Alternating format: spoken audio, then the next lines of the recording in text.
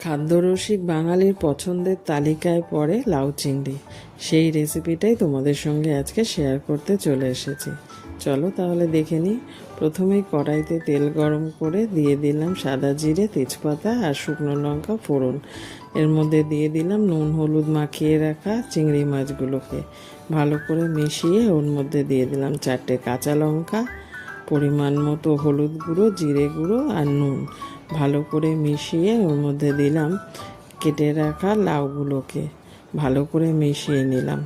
তারপরে ঢাকা চাপা দিয়ে কিছুক্ষণের জন্য হতে দিলাম। কিছুক্ষণ পরে ফিরে এলাম। দেখো বন্ধুরা, লাউ থেকে প্রচুর পরিমাণে জল বেরিয়েছে। এইবার এই জলটাকে শুকিয়ে নেব। যতক্ষণ না লাউটা সেদ্ধ হচ্ছে ততক্ষণ পর্যন্ত, আর ঢাকা দেওয়ার প্রয়োজন নেই।